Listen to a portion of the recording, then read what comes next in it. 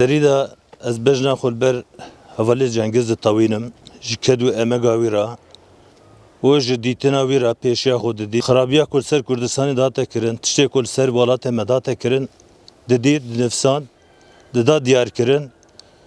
Devlet vê hêlê da kesê ku çalek bûn, kesê ku zane bûn, kesê ku vî xelkê pêş da dibirin, dikirine hedef.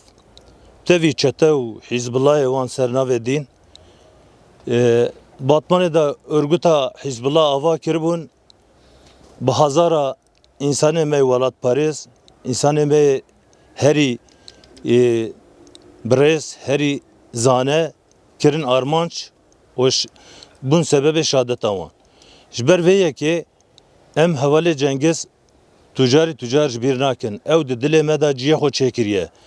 Ew di tarîxa Kurdistanê da jî herî malpera mezin da wê ciyê xwe bigirin.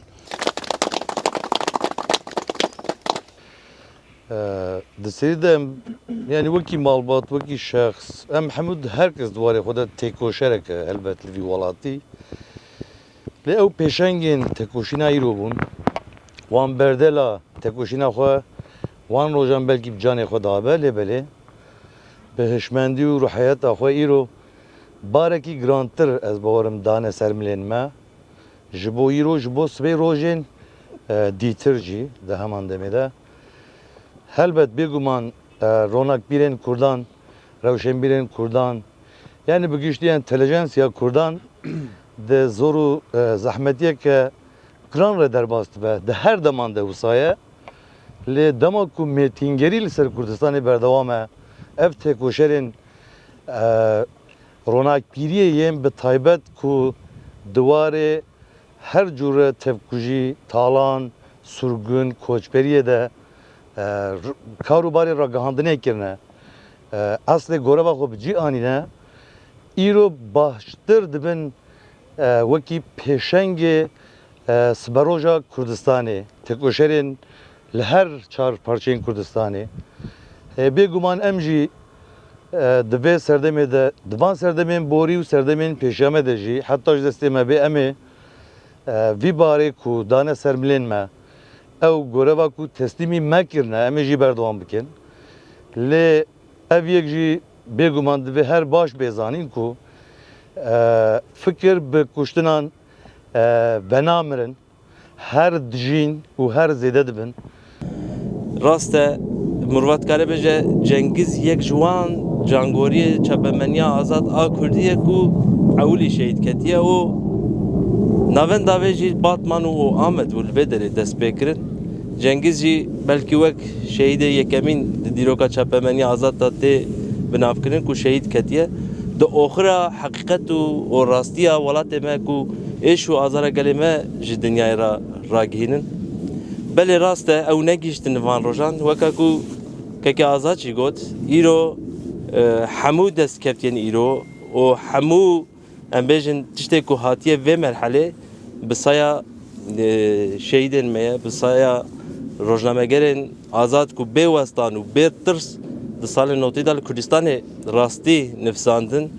Heta vê radeyê anîtin îro dibe ku ew dem belkî hêza wan hindik bû, an jî hejmara wan hindik bû, lê îro li seranserî dinyayê bi Murvat Karabêje bi hezaran şagirtên Cengiz Altun, Apê Musa û her wekî din dengê Kurdan radigihînin. Hûn dizanin bi hezaran wenda li Kurdistanê hene û bi hezaran cangoriyê wek Cengiz hene ku kujerê wan em bêjin ew kontra Hizbul Kontrayê ew berpirsên ku wan kuştin û wan şehîd xistin hemû windan e.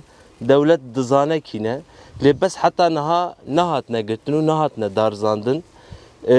Em jî li ser navê defekê daxwastin ku destpêkê da serî da kujerên heval Cengiz û hemû cangoriyên çapemeniya azad a Kurdî û derkevin holê û werin darzandin. Cengiz'i 34 yıl önce arkadaşlarımızın da belirttiği gibi bir Hizbul Kontra faaliyetleri yürüten çetelerce katledildiğini biliyoruz. Bir başlangıçtı. Ne yazık ki ardı da devam etti, kesilmedi.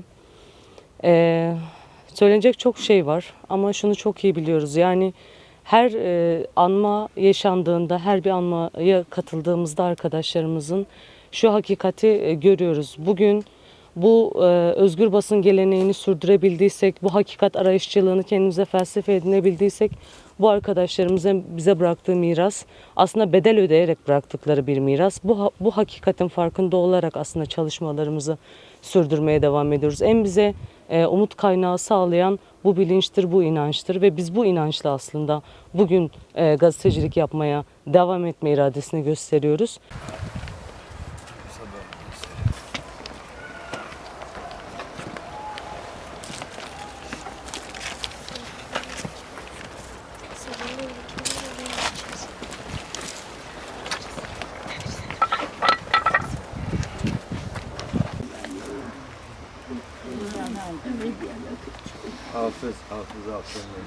همون جنگزش بوده